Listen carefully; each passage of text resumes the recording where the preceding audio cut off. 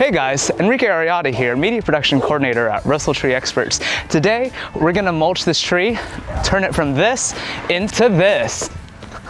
Step 1, determine the diameter and depth of your tree mulch ring.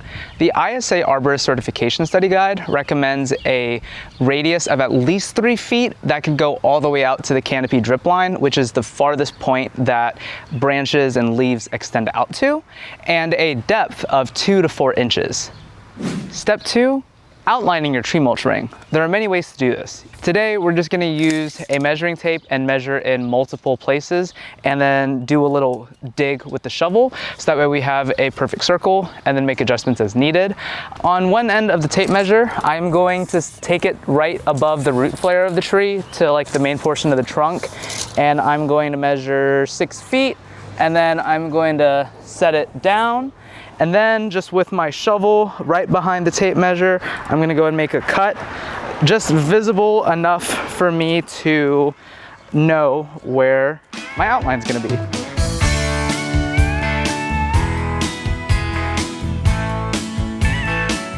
Step 3, we're just gonna dig inwards. If you like the outline of your circle, just start digging the top 2 to 4 inches and get all the grass seed out. And then you can also make small adjustments to your perimeter / circumference if you'd like. When your heart is beating strong, then the road's where you belong. There's a long and winding highway calling your name. I don't want me no sweet lover to sing to, just one flash of Cupid's arrow, I will be gone. I don't need no loving sun. We're gonna go ahead and water the soil. We're not looking to give it like a drench or to start pooling any water, but since it's hot and since we've just caused a lot of stress to the tree, we're just gonna go and water it. So if you wanna come in a little bit closer, all we wanna do is just get it to be a nice dark brown. You don't need to see any puddles or any pools. You just wanna damp it. Now it is time to get into the actual mulching. We've done so much prep work and now we get to actually apply the mulch.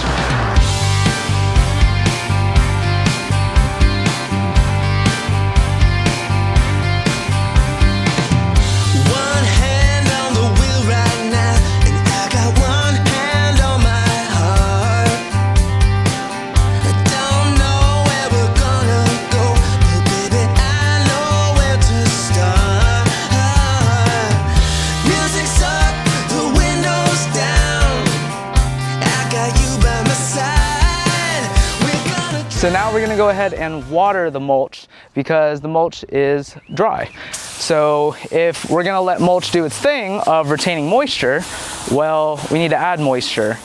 And so just like we did with the soil, we are not going to create any pools of water. We're just gonna damp it. Technically, we are now done. But like I said, I want to get a crisp edge. So I have a string trimmer and we're gonna go ahead around the perimeter and cut the grass just a little bit.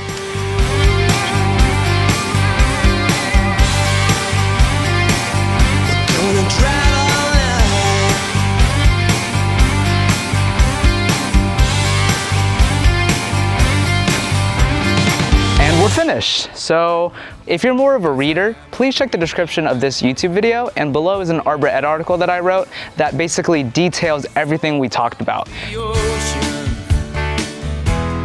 high as the sky. We're here on these big old